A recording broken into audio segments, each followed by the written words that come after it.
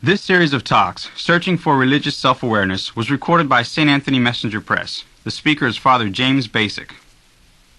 It really is important to be in the business of trying to improve our religious self-awareness, trying to get more in touch with the depth dimension of our ordinary experience, trying to bring into our conscious life the things that often lurk on the edge of our consciousness. It often helps in improving our religious self-awareness to get involved more with questions outside of ourselves, at least to be able to look at other people and to see how they have dealt with some of these great mysteries that have engaged all human beings throughout history. Now I'd like to turn to the question of how we experience mystery in our lives. Put in older classical terms, it was really often phrased in terms of, well, how do I experience God in my life? But one of the problems in the modern world is that the very question of God has become a problem for many people. Whereas if I simply say to some people, well, how do you experience God? Their reaction to me might be, well, what do you mean by the word God? Or other people might say to me at that point, well, you mean that one who is up above us all and who intervenes periodically. Well, he never intervenes in my life, therefore I don't have any experience of God.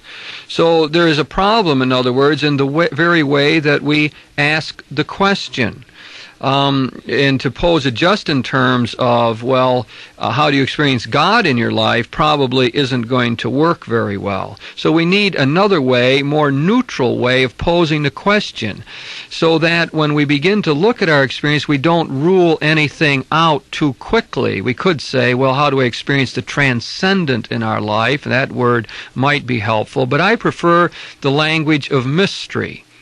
It is the language that Karl Rahner has used in his own writings, and it seems to me to have certain advantages. So if I ask myself, how do I experience mystery in my life, I seem to be open to many different ways in which that might happen. I want to probe all of my human experience to see if there are not hidden depths there that I have often obscured. I want to look at the whole of my life, both its negative and positive sides, to see if I can't find in some ways there a gracious mystery that is indeed at work. So this is the kind of question that we're involved in. Now, I think for most of us, the problem is that we have turned off parts of our experience. We may not be in touch with the unconscious part of it. We may not take our dreams seriously. We may feel that God could never reach us in the ordinary times of life. We might think that it's only the positive and good things where God speaks to us. We might find that he speaks to us through nature, but never through personal relationships, because in some way or another those are not fulfilling or not going well for us. So the problem is that for many of us we can limit the possibilities of how mystery might be experienced. So we have to start with a wide open way, a very neutral way of beginning to explore the question. So I suggest that we all begin to think in these terms: how do I experience mystery in my life? How does the uncanny, which produces both awe and wonder, come to me? Where do I find the extraordinary right within the ordinary in my own existence? Some of these ways help us, in other words, to get in touch with areas of our life and depths of our experience that ordinarily might be repressed or hidden or forgotten, or which we never talk about or articulate well. Now, it often helps when we begin to probe these great questions to begin to look at some outstanding figure who might exemplify this particular search, who's wrestled with this question in a particularly sharp and intense way. And often if we can begin to see life from their viewpoint, then it will enrich our own understanding. If we're able to pass over to these people and see the world through their eyes, we may return to ourselves enriched. If we're able to read their story intelligently, it might help us to read our own story in better fashion. If we stop and meditate or reflect on what they have gone through, it may well enrich our own understanding. Now, for this particular question of how I experience mystery in my life, I'd like to look at the life of Thomas Merton. Thomas Merton, a 20th century figure again, a story well known to many people, retold in his great autobiography, Seven Storey Mountain. Story of a young man who lived a rather rough and undisciplined life for a while and was converted to Catholicism. Eventually entered a Trappist monastery, did a lot of writing while he was in that monastery. Eventually, near the end of his life, journeyed to Thailand, where he was unfortunately electrocuted in 1968, with still, I think, many good things to accomplish and do in his life. Well, now, Merton is a man of the 20th century in some ways.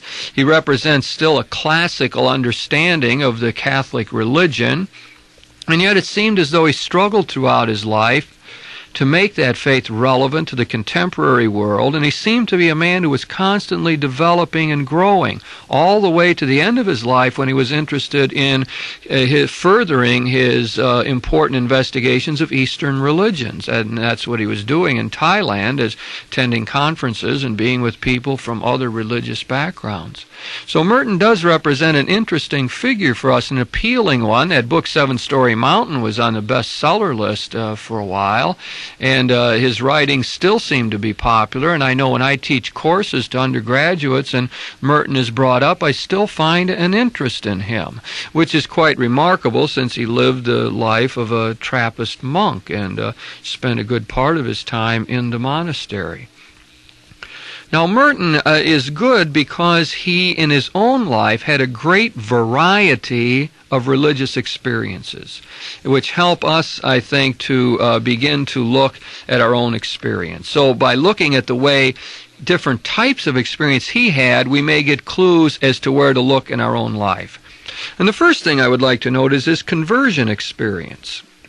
He did lead the life of the ordinary university student in Columbia, in New York, at Columbia University. He had his share of carousing and running around. He speaks a lot about spending time at the bars and so on. He was not terribly religious at that time at all. He was a journalist, spent a lot of his time writing. But there came a point when that seemed to be a little bit dull to him and not really fulfilling. And through a series of encounters with important people in his life and some of the readings that he did, he turned his life around. He decided to take instructions and to become a Catholic. He studied hard to do that. He made an intelligent and systematic effort to understand the traditional Catholic faith. And he changed his way of life as a result. He was converted, therefore, as a young man, and the Seven Storey Mountain tells the story of that conversion. Now, that experience of conversion sets up a discussion of that whole part of religious experience, the conversion experience, a very common one. The great example of that really is the experience of St. Augustine and his own movement away from the life of a playboy to a life of conversion to Christian faith and then becoming a bishop. A rather sudden turnaround in his life. And I think that it becomes important to have a way of looking at this conversion experience, and we ought to do that with the view of seeing, are there ways in which I undergo conversion experiences, maybe minor ones compared to Augustine and Thomas Merton, but ways in which conversion both happens in my life and is needed. Well, first of all, we need sort of a framework for understanding this. And I think the first way is to begin with ourselves, to realize that indeed we are dynamic creatures. We are, as I like to say, self-transcendent beings. That is, we're always moving beyond our current place. We have this desire to know more and to love more.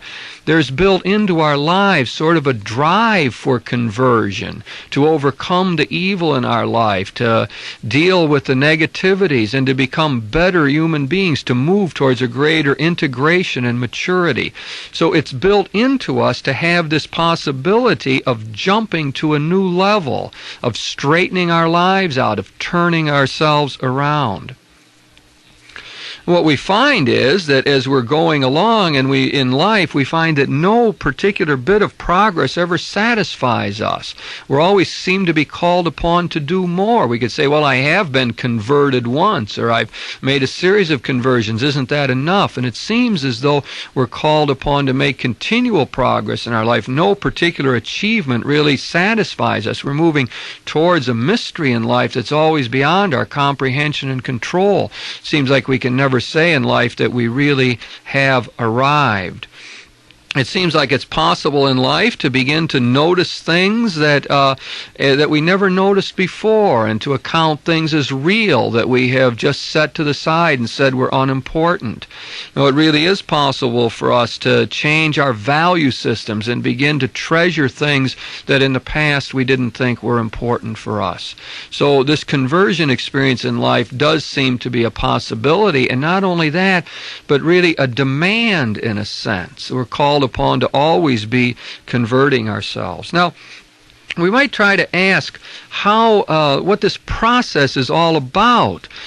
William James did the classic study on this way back in the early part of the century in his great book, Varieties of Religious Experience. And he talked about conversions as involving a new permanent focus in life. A particular aim takes over and dominates our attention. We become transformed in a way. He spoke about having a new habitual center of energy which takes us over and keeps us going. A new hot place in our consciousness now becomes dominant. Now in our lives, when there's a religious conversion, a new religious ideal takes us over. So it's interesting language that James uses. What he's suggesting is there's this turnaround, this new thing that happens within us, so that there is now a new center out of which we work. We feel like different people. There's new concerns dominating our attention and new values which are motivating us. Now, it seems as though for James that there were two types of conversion, the gradual ones and the sudden ones. And he talked about the usual way in which there seems to be a process in which people are working up to it. They might become dissatisfied, as Merton did with his previous life. He bought one of Jill Sohn's books and began to read it. He found interesting lectures on Thomism in Columbia University. In other words, you can see that there is a process going on inside of him that begins to make him think in new ways. And then a decisive point comes when he acts on those various psychic forces that have been going on within his own mind and heart. That would have sort of a gradual character to it. On other times, it seems as though it is so sudden. It just comes so quickly, where a person is living a profligate life or throwing away their time and energy, or they're on drugs or drinking too much, and one day they wake up and just say, that's it. I'm turning that around. I remember a young man coming in to me and telling me that it was like that. He had no real knowledge of anything going on inside of himself, and he was on drugs. His life was messed up. It was going downhill, and he woke up, and it was just that sudden. He says, I can't live like this anymore. I don't want to live like this anymore. And he really did begin to turn his life around, and seemingly with no real preparation. Now, James was of the opinion that what was happening in people undergoing sudden conversions was that their unconscious was at work. There were other factors going on. Maybe the dissatisfaction was brewing down there someplace, and a new way of life had presented itself. Maybe this young man had met some other person who was living a better life and showed a new way of doing it. Or maybe the taking of the drugs began to somehow mess him up in a way that he hadn't anticipated. But anyway, James was of the opinion that there were hidden things going on, and that the sudden conversions were not as sudden as one might think. But I think his great value to us is that he gives us some sense of this process that is going on, and a language or a way of talking about it. It would enable us to sort of be on alert for ways perhaps in which I find myself involved in such religious conversions. That maybe I could try to heighten my own ability to achieve this, maybe by increasing my emotional sensibility or trying to be more in touch with the unconscious at his work, being aware of my dreams and so on, trying to be willing to listen to other people who may have good ideas and so on. Maybe there's people around who are calling me out of myself or calling me forward, or saying, become a better person. Perhaps your spouse is doing that, or a teacher is doing that for you, or a student who really in either explicit or more subtle ways is saying, hey, you could do better. You could be a better kind of person. So I think we sort of need to be on alert for those demands or calls to convert ourselves. I find other illumination on this question of conversion from the thought of Bernard Lonergan, who helps us to understand that maybe the conversion experiences are really of different types, and there's different elements involved in it. So we could distinguish out, following Lonergan, 4 different kinds of conversions that would happen: an affective, an intellectual, a moral, and a religious conversion. Now let's talk a little bit about each one of those. First, we would talk about the affective conversion, which means that somehow we're becoming more open to our emotional experience in life. That very many of us live blocking in some way on our emotions, so that we either repress the negative kinds of things, or we're not able to enjoy the good things of life. You find some people who can't laugh easily. You find some people who can't cry easily. So in one way or another, it seems that many of us feel blocked in our emotional life. So an emotional conversion experience would mean somehow that we've learned to be in touch with that. It might mean that I am crying where I couldn't cry before. Or sometimes I always can tell when people are getting healthier who have psychic problems because their laughter changes. The laughter becomes deeper and richer very often because now it's more spontaneous, and the blocks to feeling this good sense of life have been removed. What this would call for us to do is to stop and think, is the mystery element of life somehow working within me through my emotions? And am I somehow cutting that off or blocking that and not aware of this call? So to have an emotional conversion, in the kind of, or an affective conversion, the way I'm talking about it here, would simply mean that I am now more in touch with my deeper feelings and more responsive to them and more willing to try to take them into account in building my life and trying to perform more effectively. Now, the second type of conversion that Lonergan would suggest is an intellectual conversion. This would be the decision, in a sense, to take responsibility for my learning as an adult. This would mean that I would say, I'm going to try to avoid prejudices in my life, try to put aside the biases that usually cloud my judgment, that I would try to overcome the oversights in my life, the things that I habitually don't look at. It would mean that we would try to transcend appearance and try to get at what is really real in our lives. An intellectual conversion means, I think, that we would be willing to think for ourselves. We would really, much as Merton did. See, Merton was just going along with the crowd, doing with what the other people seemed to be doing. And it seemed at some point he felt the need to think for himself, to decide what I want to make of my life. Do I just want to drift like this, or do I want to take hold and do something worthwhile with it?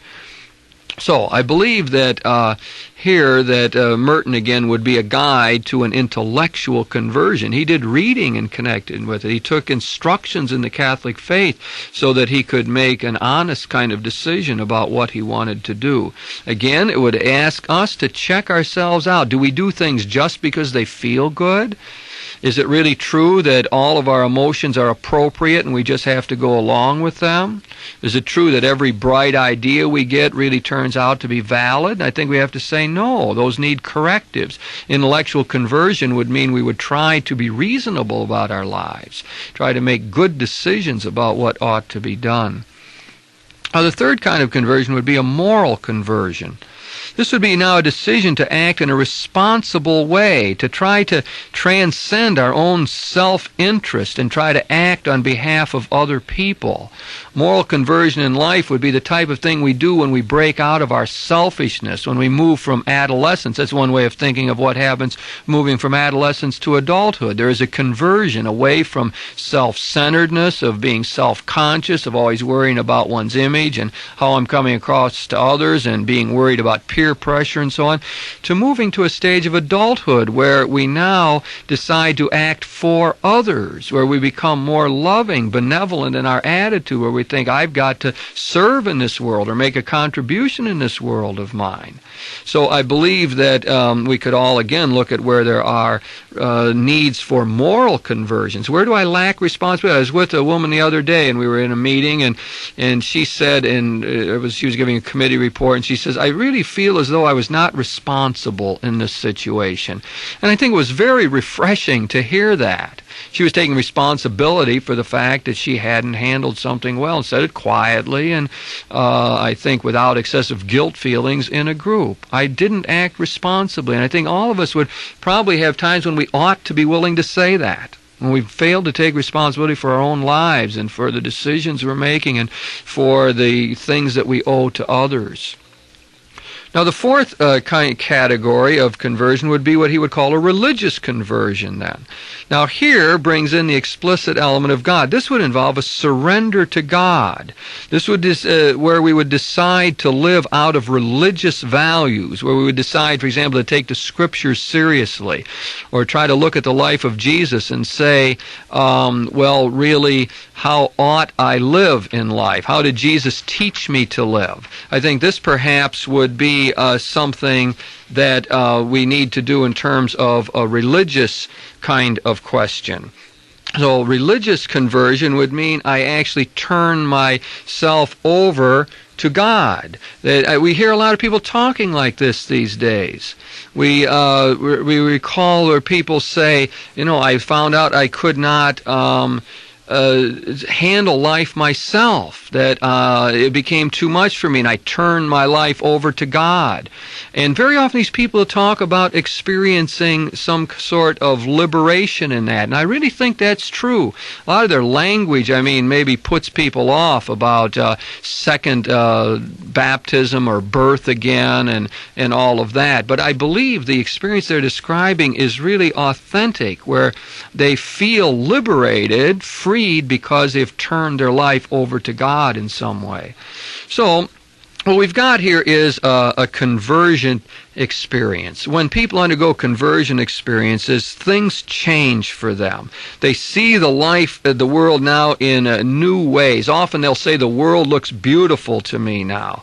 They'll see truths that they never saw before. Then there's values that they treasure now. There's often an assurance and a peace that goes with this, a sort of happiness and ecstasy.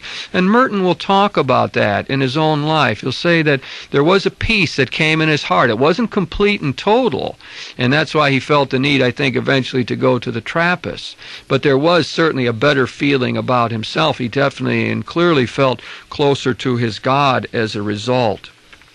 Now, I think that it might be good to move on to a second category of experience, because Merton, in between the time of his conversion and going to the monastery, had another very striking kind of experience. It is what we call a mystical experience, and it would be the second type that we want to deal with. Now, there was a time after his conversion when Merton traveled to Cuba, and he did spend time looking at churches and so on. He traveled around, and then there was a Sunday morning when he ended up in the Church of St. Francis in Havana. He had been to communion already in another church, but he came to hear another Mass, and the building was crowded, and up front there were rows and rows of children who were all crowded together. He wasn't really sure if they were making their first communion or not. But then came time for the consecration. The priest raised the host, and then he raised the chalice. When he put the chalice down on the altar, suddenly a friar in his brown robe and white cord stood up in front of the children, and all at once the voices of the children burst out their statement of faith, "I believe in God the Father Almighty."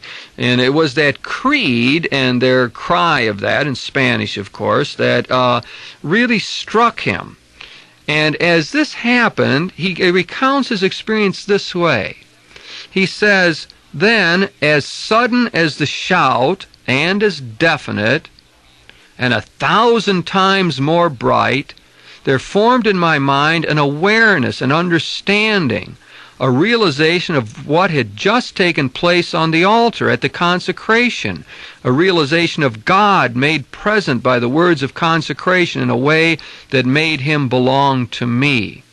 But what a thing it was, this awareness. It was so intangible, and yet it struck me like a thunderclap. It was a light that was so bright that it had no relation to any visible light, and so profound and so intimate that it seemed like a neutralization of every lesser experience. And yet the thing that struck me most of all was that this light was in a certain sense ordinary. It was a light. And this, most of all, was what took my breath away. That was offered to all, a light that was offered to all, to everybody. And there was nothing fancy or strange about it. It was the light of faith, deepened and reduced to an extreme and sudden obviousness. Now that would be an example of a classical, mystical type experience. And I think that it points our attention again to the ways in which perhaps we might find mystical experiences in our own lives. Perhaps not as full-blown as the one that Merton went through, but indeed I believe that we could all find what Maslow called peak experiences in our lives, moments of integration and peace.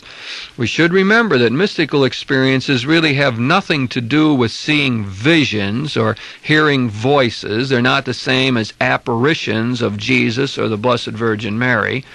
Mystical experiences have as their major point the sense of the unity of the world. It was, as Merton said, there is often described a light that infuses everything. There is a sense that all people and all things, the whole of the created universe, hang together, that they are of a piece, that there's an inner unity that often escapes the ordinary superficial glance at things.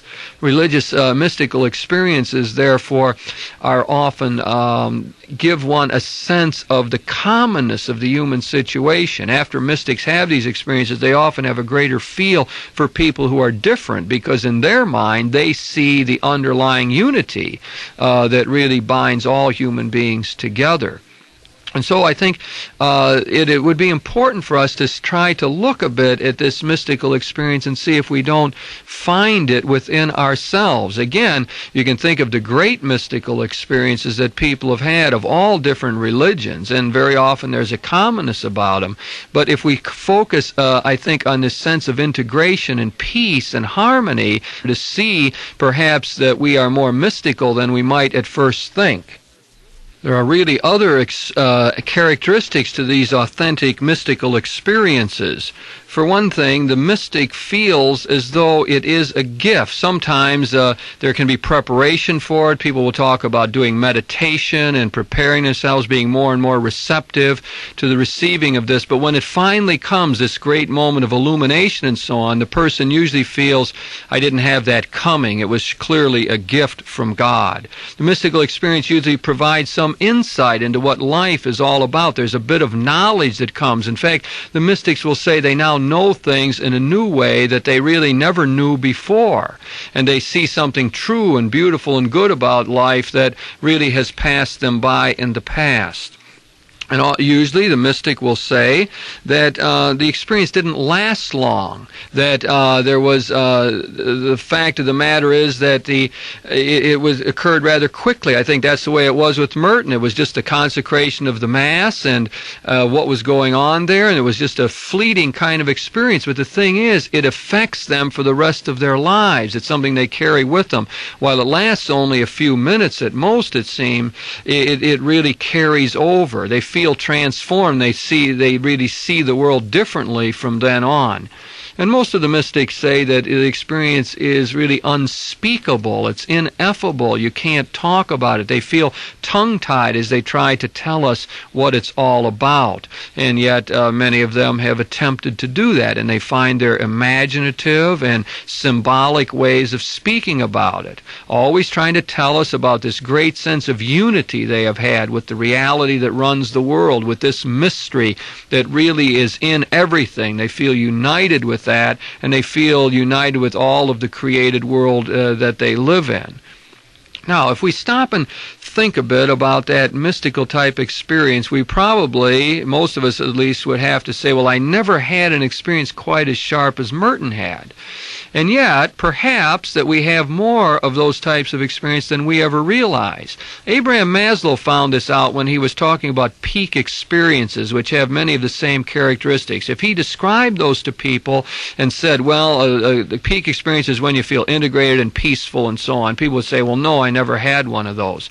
But when he would graphically describe one or have a poetic statement given by a person who actually had a peak experience, as people would listen to it, they say, oh, yeah, I've had one of those. And so I think that's the way it is with the mystics. The value of reading people like Teresa of Avila or John of the Cross or our modern-day mystics like Teilhard de Chardin or Thomas Merton is that their descriptions very often ring bells within our own psyche. They somehow touch chords in us and say, well, yes, there were minor ways in which at times I have felt unified, or I have felt that there's a commonness with my friends that I often missed in the past, or I believed that God was close and running the world and in me and the source of my strength and energy in life. So what I think talk of mysticism would do is alert us to the ways in which our own good experiences in life, our positive experiences of integration and wholeness and peace, may well be coming from a source beyond ourselves. It would be alerted to sometimes say, thank you in those joyful moments. I appreciate this time when I end up feeling good and when I am at one with other people, with nature, and with my God. Now there's a third kind of experience that I would like to look at, and that I will call prophetism, or the prophetical religious experience. Again, Merton here is very instructive. The interesting thing about Merton is that after he went into the monastery, he remained concerned with the great social issues of his time, with racial questions, peace and war, for example. Now before he went into the monastery, he was into that world. He had a fleeting period of time when he was a Marxist, and he had times when he worked in the inner city in New York and tried to help people. So he had a developed social sense, or at least a beginning social sense. However, you would think that when he went into the monastery and was living this life of solitude and silence, and that he would be caught up just in his own private world of prayer. But for Merton, that didn't happen. That kind of reflective activity of stepping back from the world sharpened his awareness of the great social issues of his time. He used to get correspondence periodically from people telling him what was going on these great social questions. And he wrote some beautiful and powerful things in response. One of his collections of essays is called, mentions the conjectures of a guilty bystander, it's called, where he focuses on these questions of social justice and feels his own guilt and in his inability to get more involved and in his lack of awareness and so on. Conjectures of a guilty bystander. But as a matter of fact, Merton was hardly a bystander. He took great interest in these causes, wrote very important things, had tremendous things to say about peace and war, wrote great satires on war, and great calls for peace in the world. So he ended up playing the prophet as well as being the mystic. He really put before us a true balanced kind of Christian response. He pointed out to us that religious experience is not just involved in me and God and this great sense of unity in the mystical experience, but it involves dealing with other people, of trying to straighten the world out, of spread the kingdom, humanizing the world, trying to be a peacemaker in our world. That is part of religious experience as well. And I think we need to attend to that. We need to realize that there's some people who talk about religious experience as though it's only involved with this mystical sort of thing, only involved in prayer life or liturgy, and that really must be countered. I think there's a truth of the matter is that some people have found their finest religious moments in being involved in the social apostolate. Some people who were on marches or stood up for causes, or perhaps did as simple things as writing letters to their congressman about particular social questions, have found in that an intimation and a clue to the presence of mystery. Some people who have been working side by side on some social issue have reported that they felt a sense of solidarity. They felt lifted out of themselves. They felt dedicated to a cause bigger than themselves, and there was an exhilaration and a liberation involved in that.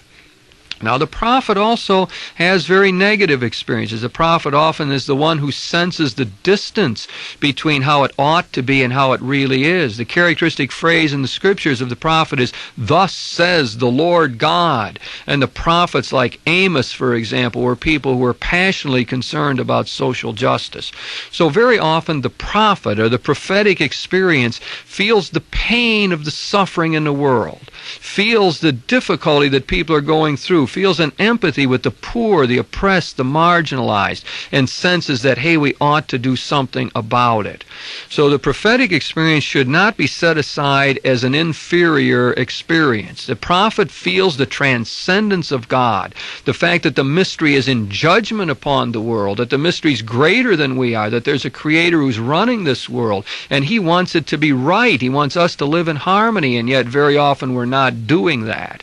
And the prophet senses the sin, the guilt, the judgment of God in the world and speaks out. And that's what Merton did, spoke out. And I think that calls us again to say, couldn't there be perhaps more prophetic religious experience in my own life? It isn't true that I would somehow get further away from my God by helping the poor or working for peace. Just the contrary. Doing those things is precisely the way I would encounter my God, come closer to the one who calls me always to move out of myself and to move into a real sense of solidarity with other people, working on behalf of social justice.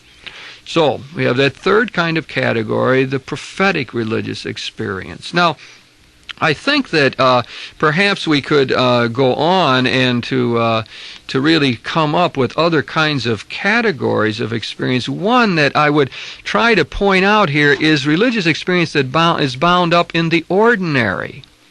One of the interesting things that Merton did was he wrote a fine piece about his touring the monastery grounds in the evening when he was closing it up and so on, doing such a simple task as closing doors and checking out that everything was as it should be for the evening. And in that experience, he finds his God again. The mystery appears to him in this very simple and ordinary, routine kind of task.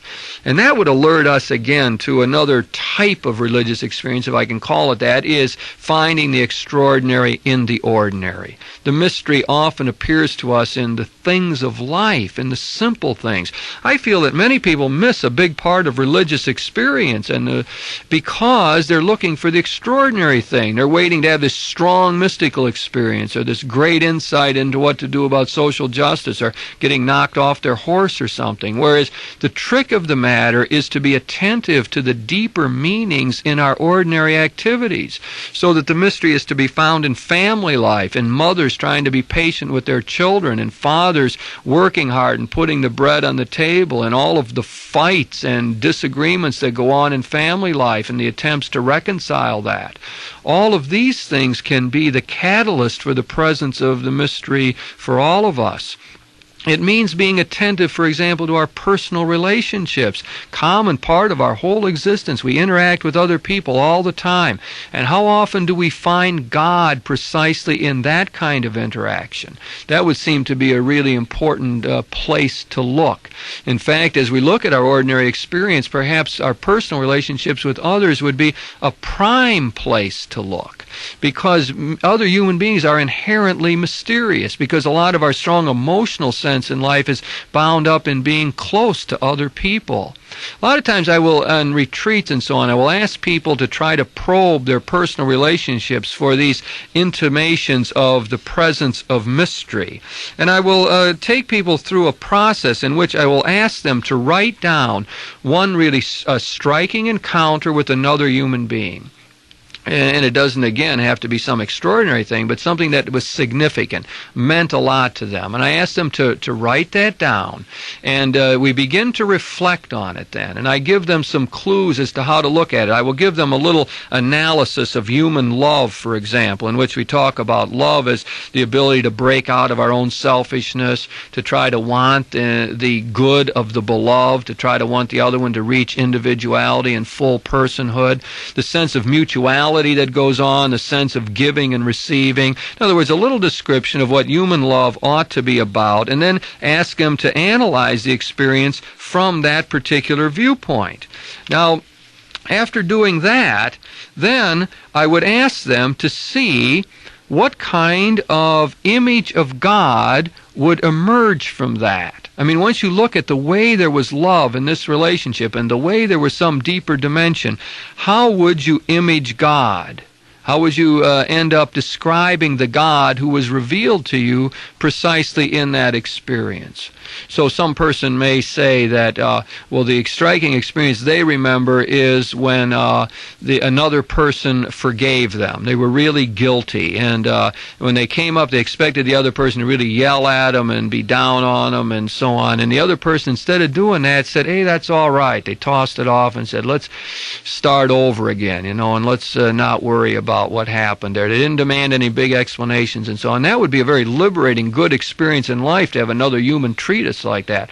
Well, the image of God that emerges from that may well be the image that Jesus portrayed in the prodigal son story, a God who's marvelous in his forgiving capacity, a God who's just madly and improbably lavishing his love upon us, who's always says his first word to us is peace and start again. So that kind of image of God could well come to mind. And then what I ask people to do is somehow to relate that to some story in the Bible. For example, the prodigal son story, as I suggested. To try to root that in a larger tradition, to try to find words for explaining that deeper experience. So what I've asked people to do, in other words, is to reflect in a deeper fashion upon an ordinary experience involved in a personal relationship, to try to mine the riches of it, to understand the workings of love there, to see the mystery operative, and then try to link that with an image of God, a picture of God that emerges, a description of God, and then to try to see how that goes along with the tradition in which we were raised. Now, this would be an exercise that is meant to help us to probe this deeper dimension of what is going on with all of us, I think, to get us in touch with the mystery. Now, as we go through all of this, I think there really is true to say that there's really two different modes or types of experience that emerge. Put it this way. We could talk about a boundary experience or an ecstatic experience. I'm borrowing that language from David Tracy, among others. But that there's certain kinds of experiences where we sense our limit or boundary, that we can't handle it. There's a sickness we can't get over. I'm not smart enough to deal with this. There's not enough love in my life. Finally, the great boundary is death. These are limit experiences or boundary experiences where we run up against the limits of what we are able to do. And when we do that, it seems like we're thrown back upon ourselves, where we begin to sense the inadequacy of our own resources. We begin to sense that we're dependent upon a power greater than ourselves. And when we deal constructively with those boundary situations, I think we clearly have a religious type experience. We have an experience experience in which somehow we feel that there's a power greater than ourselves that helps us to deal with all of those limits that are always plaguing us. This is really, although the experience is quite negative in a way, and we feel bad about it in some ways, there's a ray of hope underneath it. There's a power and strength that's sustaining us in the midst of that. Now, the other type of experience is the ecstatic one. This has a more positive side to it. This is the full-blown, this would be the mystical experience where God is seen to be close. Put at a lower level, it's just the sense that things are right with the world. Peter Berger says that when the mother picks up the crying baby and holds it and says, okay, honey, that's all right, that is this affirmation of this ecstatic type experience. What it's saying is the world can be trusted. It's okay.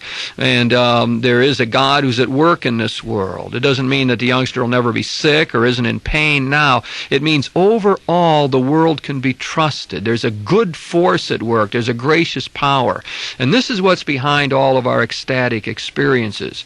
Now, I think there's a couple dangers to that. One is that sometimes we forget to thank God in those good experiences. We don't link it with God. We just think life's going great. It's really smooth now. Terrific. But what we ought to learn to do is to attribute that to the great gracious source that's giving us all these things. And with the boundary experience, our thing is often to look on the negative side of it, to feel down, to feel like life can't be handled, to get sort of despondent over it. Whereas these negative things do have the power, same kind of power, to open up the mystery to us, to get us in touch with the one who's really running this world. Well, we've looked at all kinds of religious experience. Our question has been, how do I experience mystery in my life? The suggestion is that there's so much more to it than meets the eye. The extraordinary is always lurking within the ordinary. The uncanny is there to give us awe and wonder. The mystery is all around us, and what we've got to do is open our eyes to that, be alert to it, try to hear the voice of God who's calling us, try to see His presence in the whole world, and feel the divine power that's warming and strengthening us. All rights to this talk are reserved by St. Anthony Messenger Press, 1615 Republic Street, Cincinnati, Ohio, 45210. This series of talks, Searching for Religious Self-Awareness, was recorded by St. Anthony Messenger Press. The speaker is Father James Basic.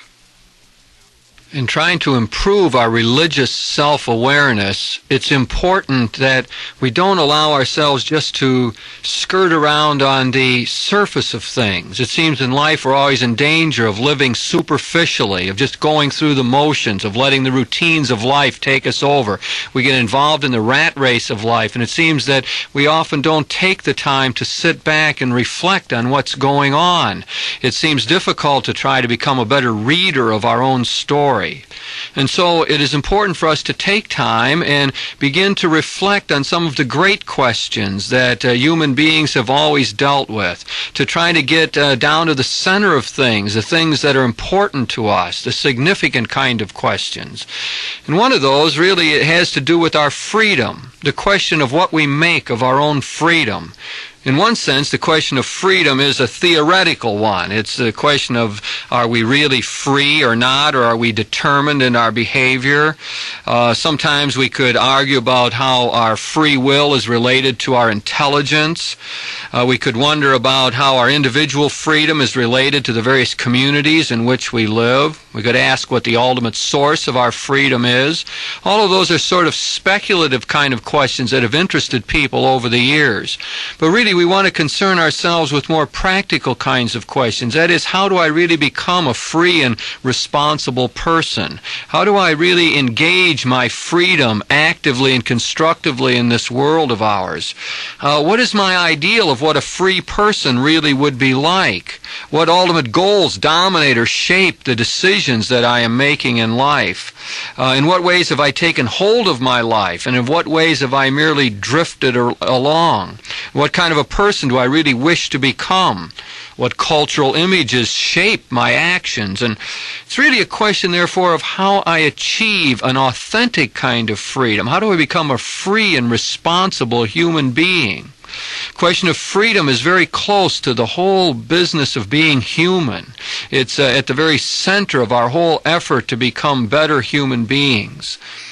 Now, as we begin to reflect a bit on the question of freedom, it often seems helpful to try to get in mind some of those images of what the free person might be like, to be able to look at a flesh and blood example of a human being who we would say that person acted responsibly and freely. We'd like to pass over to somebody who really could tell us more about what freedom is all about, both in word and in action. And the person who comes to my mind in that kind of search is Dr. Martin Luther King. Dr. King not only talked a lot about freedom, but he lived as a free person, and of course he tried to free those who were oppressed and downtrodden in our own society. Remember that Dr. King was born in 1929 in the city of Atlanta, that he ended up going to a seminary, Crozer Seminary in Pennsylvania. He continued his studies at Boston University and got his doctorate in theology. He was a man who knew things about the theological and philosophical tradition. He was a good student during that time. He studied the thought of people like Paul Tillich and went through the writings of some of the existentialist thinkers.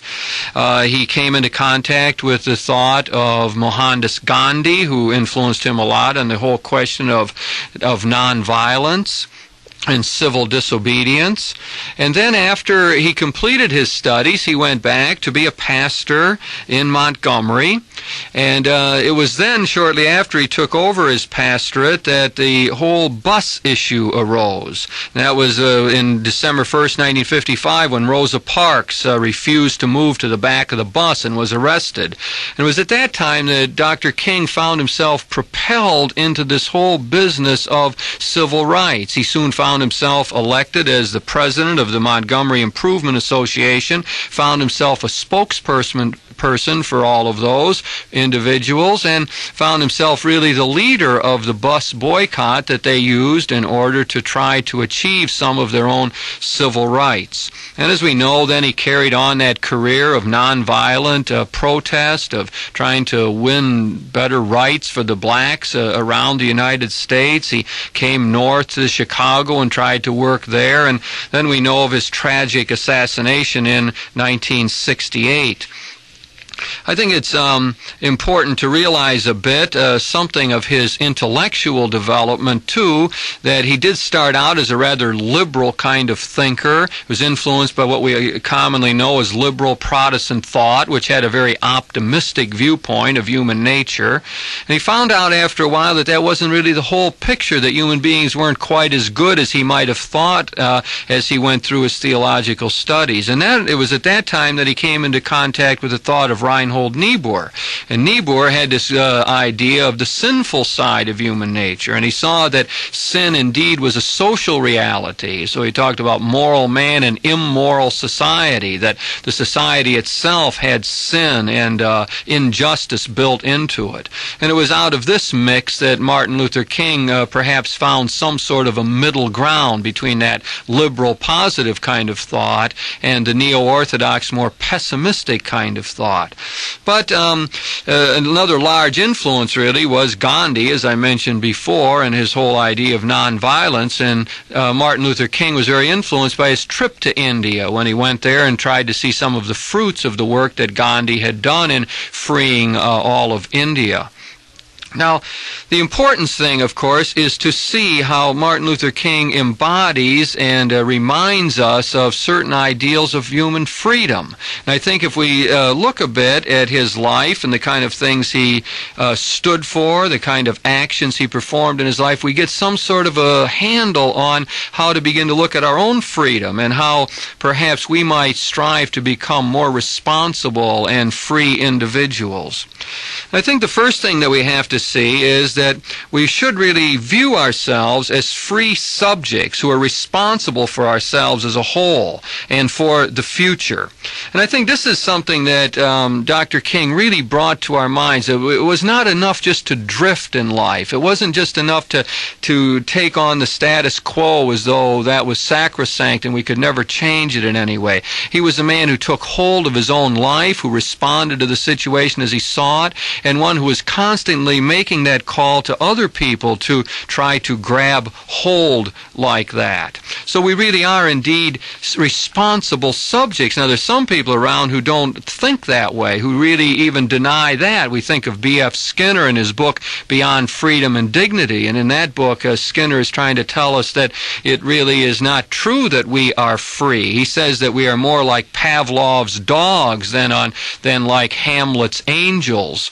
And I think that needs to be countered as well. His idea was that if we pretended like we were free when we're really not, that this really hurt us and we didn't get around to programming our behavior and the behavior of others as we should. But I think in any kind of Christian understanding of freedom, we have to reject that. And in fact, any true humanistic understanding of freedom says, no, we are responsible subjects. We're responsible for our lives as a whole. We have the job of determining what we're going to be forever. We have to, in one way or another, take hold of our lives. And so our freedom, first of all, is a matter of shaping my character and personality. Even if Skinner could show us that in many ways we are determined in life and that there are certain causal things that make us act in a certain way, we often still have this sense that, however, I can take up an attitude towards all of those givens, all those determinations in life, those things that seem to be pressing me in one way or another, all of the ways I grew up and was trained and so on, they might be influencing me, but I always have the opportunity of taking up an attitude towards that. I can either be mad about it or begin to accept it.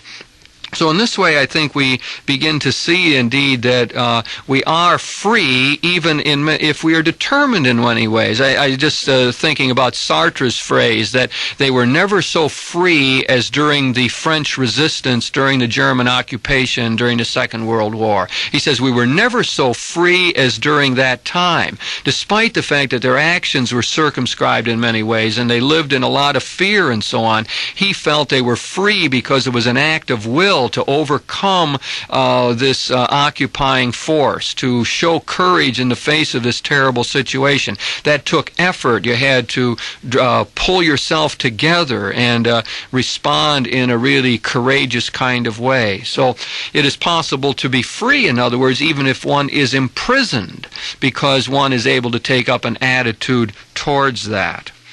Karl Rahner likes to say that freedom is really the capacity for the eternal. And what he means by that is that our freedom is not just the opportunity to choose this or that, to decide to go to a movie or not, or to eat a particular food or something else. It's not the capacity just to always change our mind and say, oh, I'm not going to do it the way I said I was going to do it. But freedom really is the capacity to do what is permanent, to make ourselves to be what we will be forever. Through our free actions, we are shaping our personality, determining our character. We're fixing it for what we will be forever. We are, through our actions on this earth, are deciding our eternal fate. And this puts a tremendous importance on freedom then, even what seems to be simple acts of freedom and small decisions and what we often call light matters and so on. All of those seem to have really a tremendous power and importance when we put it in this framework, that we are indeed shaping our personality or character. Sometimes people will say, well, it was just a little lie. You know, it doesn't matter. Well, I tell little lies. That doesn't really amount to much. But in this perspective, we would say that we would never say that lying is just a simple or light matter. Because the fact of the matter is that if we keep lying, someday we're going to wake up and say, I am a liar. I no longer tell the truth. I'm not able to tell the truth. I find myself to be an habitual liar. I have formed my character in this way. So we can begin to see that even little decisions have a great consequence. So we want to locate freedom, first of all, as this root capacity to shape our very character. We're sort of, Hubert Humphrey used that line. Hubert said to the little boy, "Who are you?" And the little boy said, "I don't know, I'm not finished yet." And it sort of represents this attitude. We're not finished yet. We're in process of making ourselves. We're in process of determining what we will be forever. And that indeed really is a heavy kind of responsibility to place on ourselves. Now, I think Martin Luther King, by his actions in life, really showed this. He was the individual who said, we can't just wait around. We can't drift in life. One time in that letter from a Birmingham jail, he had this sentence. He says, this wait, they were telling him, well, you should wait. We don't want to get into this too soon. You should put off these marches and so on. And he's arguing against it. He says, this wait has always meant never.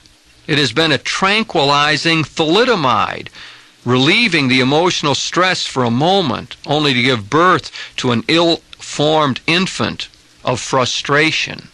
In other words, he's telling us that if we just always drift and put it off to the future, then we really are not shaping ourselves. We're not doing what we should be doing. We're not meeting our responsibility. And of course, he said we're not going to wait. We have to move forward on this.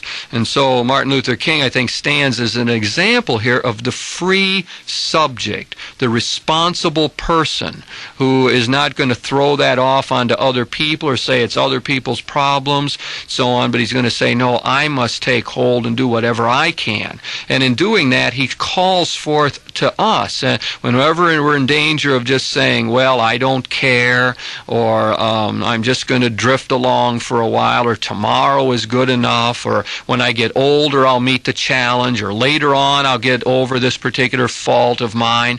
Instead of that, he's saying, no, we must really respond in the present moment and try to make ourselves to be the best kind of people that we can be.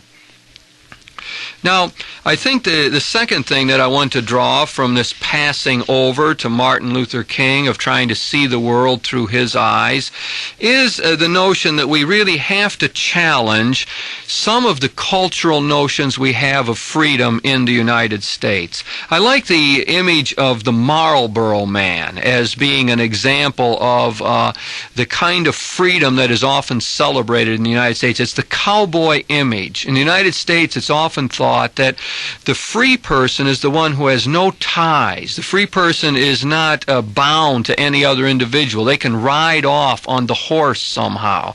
They're not beholden to anybody else. They have a true autonomy. I remember when I was working in a warehouse and was piling up Lucky Strike cigarettes, cartons of those, and I would pile up about 50 Luckies to every one Marlboro. And at one time, Marlboro put a man out on a horse and a tattoo and put that ad on television, and before long I was piling up more Marlboro cartons than Luckies. It was one of the most successful advertising campaigns in history because it really touched something deep and important in the American psyche. I suppose especially the American males, that freedom means to be unattached, to be detached from personal relationships, to be able to go off and do one's own thing. And I think perhaps this is really strikes a responsive chord in many human beings in our society. Really, that kind of notion has a long history. You have to go all the way back to the time of the Enlightenment when people began to look at the various authority structures in their society and to say, well, I don't necessarily have to follow those. People were saying, looking at the church, for example, and saying, well, that's an institution, but I have to learn to think for myself. I can't just do what the church tells me. We found people rebelling against the given political order and structure of society. So it seems as though at that time of the Enlightenment, we began to move out of the medieval kind of world and into a world where people wanted to, at least in a beginning way, way to do their own thing and to think for themselves. Many of the existentialist thinkers in the 19th and 20th century celebrated that idea. We can think of Kierkegaard and his whole idea that human beings have to somehow become individuals. I think that's what he wanted on his tombstone, the individual, the one who said no to Christendom as he knew it, the one who thought for himself and who tried to appropriate the Christian faith for himself. We can think of Friedrich Nietzsche in the 19th century also, who told us that human beings had to develop their own values, that God was dead now, this cultural absolute was gone, and if we were ever going to be authentic and real people, that we had to develop our own value system in life. And we think of the modern people like Martin Heidegger, 20th century, telling us that to achieve our authentic existence, we have to freely face our own death in life.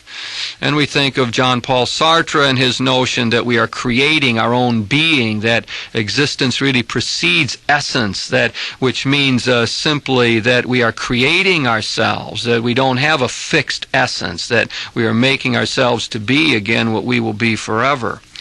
And I think that a lot of what we get in the modern psychology is really telling us the same kind of thing, that there is a way in we must individuate ourselves.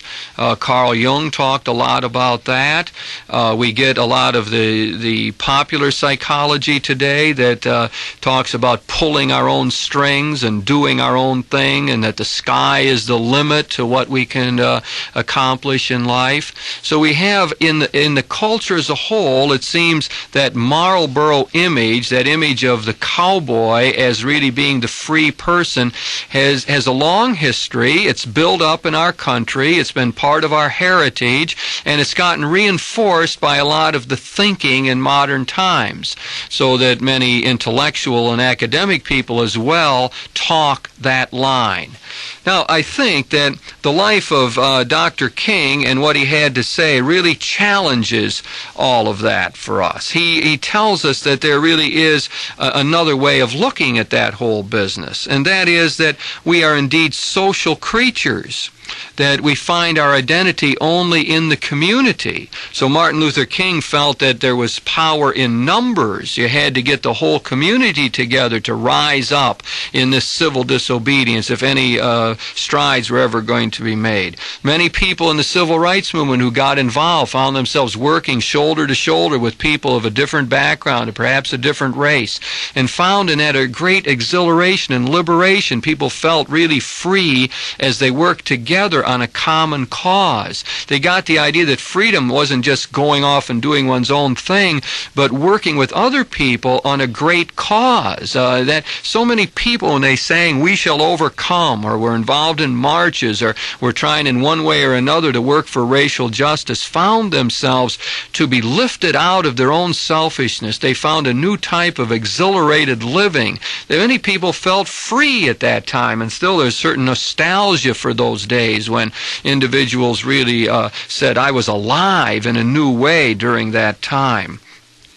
So the truth of the matter really is that we are these social creatures, and that we are people who need just not to free ourselves from certain things, to get away from constraints, from authority figures and from institutions, but we have to be people who are free for as well.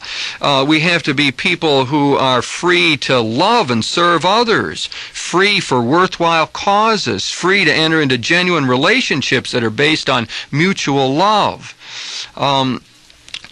As we sort of think about the way we grow up, we start out very dependent people. As little babies, we can't survive unless our parents take care of us. We need love to grow up properly. We need guidance as we go along. But as the child goes along and moves into adolescence, the child now wants freedom. freedom to get away from the parental figures. There's a rebellious kind of stage that often takes over. So the adolescent wants to be independent and go his own way. She wants to do her own thing then. And the problem, I think, very often is that we somehow think that that's the end of the line, that to reach adolescence and that kind of independence is what the mature and full-grown human being is really all about. But as a matter of fact, that seems to be sort of a fixation. That doesn't seem to be this final stage in the growth process. We need to get beyond that and to realize that we are really interdependent creatures, that we move from dependence into independence, but then there's a new stage we're supposed to get to. And that new stage is one in which we recognize our need for other people, and we realize our responsibilities for others, where we think that we have responsibilities to the community as a whole, where we begin to sense that we are members of a neighborhood or of a parish or of a nation or of the whole human race, that we really are responsible for the well-being of all these different communities in which we live.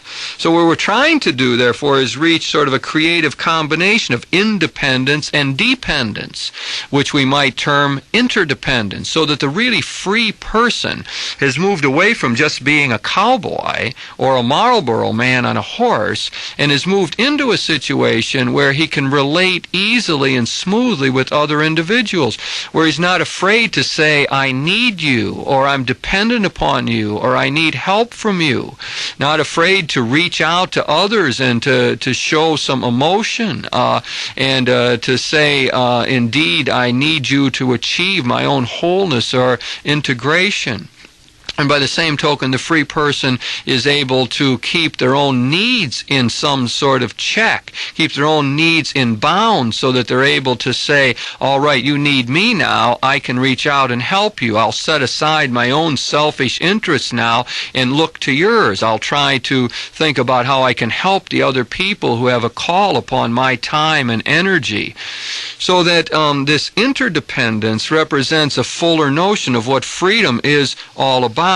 And it's that which I think Martin Luther King really brought to our mind in many ways. He lived that out. He had his own temptations to withdraw from the struggle and to just live his own life, but he didn't give in to those. He had a bigger dream in mind that kept him going, and he kept saying, no, I have to try to help my countrymen who are so downtrodden and oppressed. He kept that side of it there, and he showed that he could find his own fulfillment in that work, so that much of his own satisfaction in life came from the civil rights struggle and from his general efforts to help create a more humane world.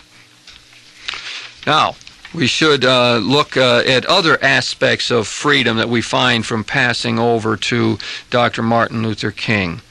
And this is clearly comes from his work with the oppressed, and that is that a big part of freedom is to find alternatives in life.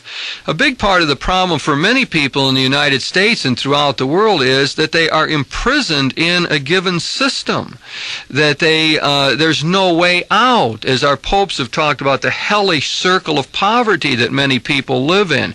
Many people find themselves enslaved by political, social, and economic systems. Social sin is a reality in our world. Something like 17% of the people in the world have 80% of the world's wealth. We know that so many people right here in the United States live in the ghettos and are enclosed in that circle of poverty and just can't even figure out how to get out.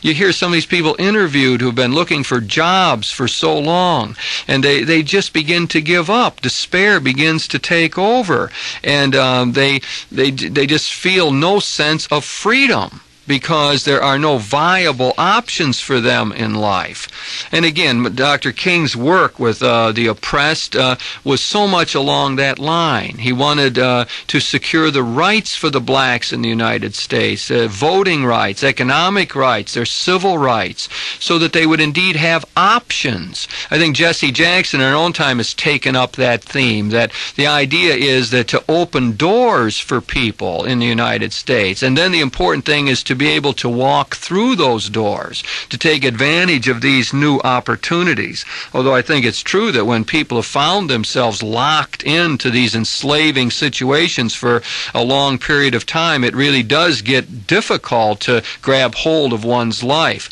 So that in this whole analysis, we're finding that freedom is really a social kind of concept. Whereas it's nice to say that when we're imprisoned, we could indeed take up an attitude towards it and say, well, I'm going to remain free during the resistance, as Sartre said, that we can't expect everyone to be able to respond positively like that. And we can't think that that is a full-blown freedom. It seems if we're going to work for freedom in our world and achieve our own freedom, it is because we try to create an environment where people really have viable options, where there are opportunities to work, for example, opportunities to move to other places, to create a good neighborhood, to build a house, to be able to have the worth and dignity that's involved in taking charge of one's own life. I think along this line we find that theme that Dr. King enunciated very often, that is that when some people in the world were enslaved, and in some way or another we were all enslaved, that we couldn't just keep it down to one saying, well, it's too bad for those people somehow, that they're in bad shape or whatever, but what does that have to do with me? This is the attitude I think we find very often with the people who are well off. So we're able to say, well, we're eating 3 meals a day and we got a roof over our head. Why should we worry about those other people who have it tougher? And there is sort of a certain type of enlightened self-interest in taking a broader view. That is, when other people's freedom is taken away, we're never too sure how soon it will be before ours is gone. How do we know that we're not going to end up in that same kind of situation? If some people can be enslaved, then others can be as well. And so it seems like to have genuine freedom in life, we have to keep working at it. We have to keep trying to get freedom for all the people around. Now, when we begin to look at our Christian and Judeo-Christian heritage on this, I think we begin to get more of a sense of the social character of freedom. Because we have to remember that in the Hebrew Scriptures, the great event of the Exodus involved God, Yahweh, giving His people economic and social and political freedom. He took them out from in the bondage in Egypt, got them out from under the thumb of Pharaoh, and gave them a land of their own. Gave them the opportunity to shape their own existence, to become His own people, and to respond to His call. It was a genuine freedom He gave them. It wasn't enough just to say, well, you're free, or you can say your prayers, or you can offer sacrifice to me. The model example of how God deals with us in the Hebrew Scriptures is to give a real concrete kind of freedom to His people, where they would have this opportunity to grow and develop in their own way and to practice their religion as they saw it. A social, economic, and political kind of freedom. That really gets echoed in the New Testament, in the Christian Scriptures as well, where Jesus Christ, when He gets up to say what His mission is all about, He goes back to those words in Isaiah that He's come to give sight to the blind and to give liberty to the captives, to make people free. That's what He came for. Paul talks about the freedom of the sons of God, that all of the sons and daughters of God are supposed to have this inherent dignity and worth, that they need their freedom, that they have to have the power of the Spirit within them so that they can respond spontaneously to the call of God and live it out in the real world.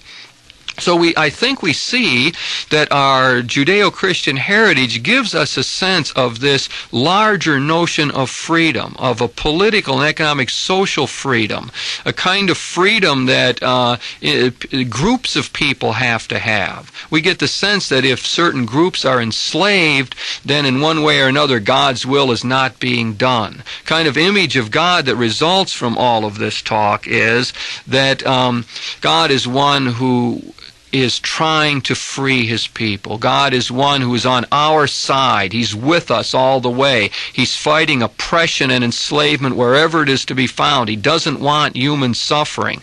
He wants us to have the opportunity to use the talents and gifts that He has given to us. So, Martin Luther King, again, in passing over to him and looking at his life, we have to be impressed. Here's a man, I would say, who would live at what we call stage 6 morality, according to Kohlberg's stages. He's the one who would break the law, but would be willing to go to jail for breaking the law, precisely so that the law could be overturned, so that its injustice could be shown forth, and so that other people wouldn't have to live under those oppressive kinds of laws. So he put his body on the line for this. I think this is an important part, really, of trying to become a free person and a responsible individual. I remember addressing a group of people who were involved in one of the protest movements during the Vietnam War, and it was a question of symbolic kind of actions, and people were talking about digging a bomb crater on campus and so on. And I remember I was asked to speak to the gathering, and one of the points that I made was that the true prophet does not run away from his own actions, that the true prophets like Martin Luther King were ready to take the consequences for breaking the law. So it didn't make sense to run out in the middle of the night and dig this bomb crater and deface the campus and then go and hide someplace. That the real witness to the truth, the really free person, the person who's responsible, would go about digging the bomb crater and then being there to be arrested for this act, or in some other way to try to put the body on the line and not just let the axe sit there. I suppose if we think of many of the peace demonstrations in our own time, and we think of the Berrigan brothers, for example, people who are willing to go to jail for their principles so that they can get the situation changed. I think that really perhaps is what the legacy of Martin Luther King is. Now we have a fourth kind of notion here of freedom that I want to get from Dr. King, and that is that we need the dream to guide us. We need an ideal in front of us that will galvanize our efforts and to get us into action, something that will get us off dead center. Of course, when you use the word dream and think of Martin Luther King, you think of his great speech where he talks about the dream that he himself had, the great dream of living out the ideals of the founding of our country, and all those powerful words that he gave as a dream about his children being with other children and living in harmony, black and white trying to work together, a powerful and beautiful dream. All the way along the line, it seemed like he functioned in the civil rights movement that way, always telling the people it could be better, always calling upon the dominant society to live out the dream that we professed in our founding documents, and to be true to that dream of our own nation and to the dream of the Scriptures where God wanted all people to live in harmony. Now, this highlights one of the problems that very often we have with freedom.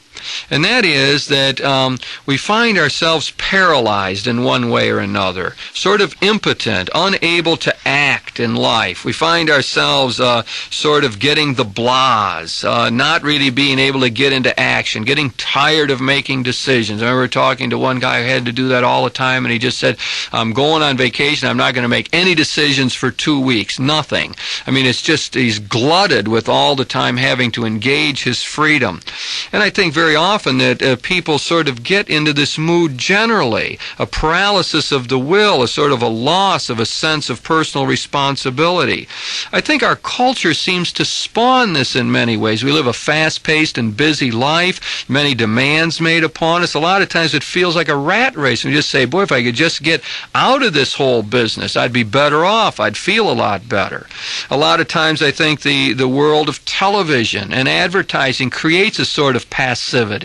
There's that book on television called The Plug-in Drug by Marie Wynn, and I think, I don't know if all the studies really corroborate that, but I do have the sense that very often the watching of television creates a certain passivity, and as opposed to being actively engaged in the world. There's a lot of the psychological language makes it sound like we're just driven by our instincts, that we got certain emotions, we can't help it, we just feel like doing it, so we got to do it. Our drives are there, and so we're just a victim of those, a victim of our emotions. it seems as the technological society advances and grows, we often have the sense that, well, we're overwhelmed by it. What are you going to do about it? The world just has its own momentum. We find ourselves in Max Weber's iron cage of bureaucracy. The bureaucracy, you want something done, you got to go through so many forms or see so many people, and after a while you think, well, it's really not worth it. Why should I continue to try like this? So perhaps that in our world we lose so many battles against the institutions. The great problems seem so intractable. How are we ever going to solve them? The great problems of peace and war and the racial questions and the environmental matters, they're so monstrous. How could we ever do anything about them? And I think very often then we find ourselves maybe saying, well, I'm not going to do anything about it. I'm just going to sit around. I'll just become passive. I'll let the other people worry about it. I'm tired of hitting my head against the wall, tired of trying to make any progress on these issues. Now, I think we really have to fight that, and when we look at Dr. King's life, I think we find a powerful catalyst in the other direction. He was dealing with monumental evils, great societal problems. And yet he insisted in making a start on them. He well knew that he wasn't going to turn the whole thing around just in his own lifetime. He understood that this was going to take time to do, but yet he was willing to work at it. Time and again he found opposition in his life. Time and again things didn't work like he wanted them to, but he kept coming back and he wouldn't give up. No one would turn him back, he said. He would continue his fight. I think that for psychic health, it's vitally important that we fight this whole tendency towards apathy and paralysis. And one of the ways we do that is by being able to dream, to have a dream of something better. Rollo May talks about that in his book Love and Will when he's talking about dealing with people who are depressed. And he says part of the problem of depression is that people can't envision it ever getting any better. They're always thinking, well, why should I try because I'm imprisoned in this crummy situation? So one of the things he tries to do in his therapy is to get people to imagine a better future. Dream a little bit about how it could be if you put your mind to it. Where is it that you want to get? And he found out that in his therapy that when people actually began to feel that or to play with the possibilities in their mind or imagine a better future, then at times they were able to say, yeah, and I could take some steps to get there. I could try. So having the dream seems to be an essential part of being a free individual. It really is something we have to keep in front of us, and I think we have to be thankful to the prophets in our midst and the inspiring people who keep challenging us, who say, hey, don't just settle for mediocrity. Don't just give up the whole thing. You really have to try. It can be better. I find in my own marriage counseling that very often it reaches a stage where people just say, I'm not going to try anymore because it can't get any better. And all they're thinking about is all the crummy times, all the arguments, all the disharmony that's existed in their marriage, and they become so filled up with that idea that they just say, that's it, and I don't want to live like that anymore, and I've got to get out of this. And very often I think the key to straightening out the marriage is when people can begin to envision a better future. If you can just get one good thing to happen to them and then latch on to that and say, hey, look, that was a neat time. Look at you talked with one another. You had a good time. There was fun. There was laughter. Why couldn't you have more moments like that? Why couldn't that become the shape of your life together for the future?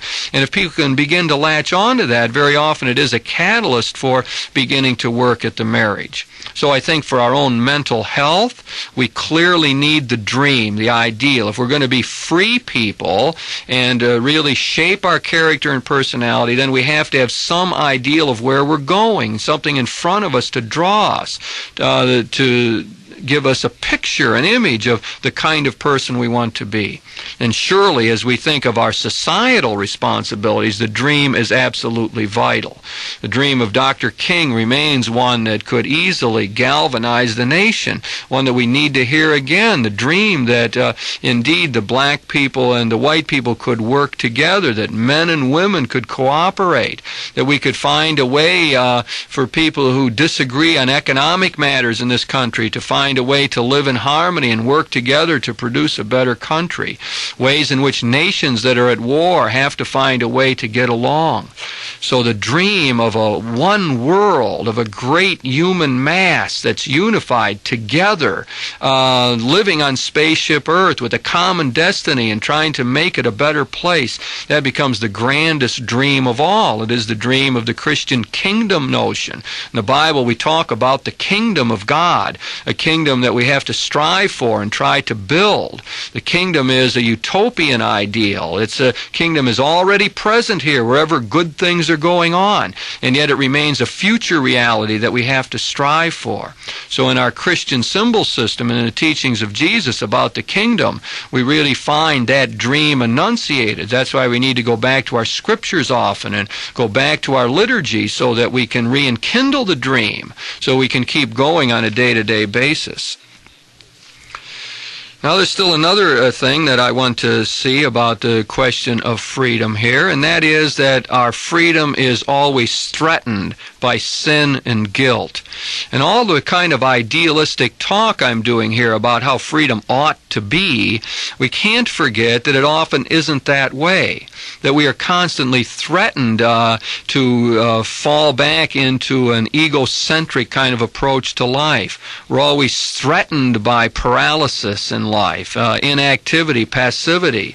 We're always in danger of thinking only of ourselves or our own narrow interest and not the larger world.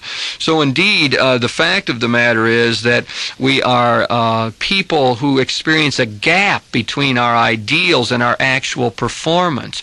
We can talk glowingly of freedom and of the dream, but we've got to learn to deal with the fact that we don't live up to it, either as individuals or as a society. And that's the way the human situation is.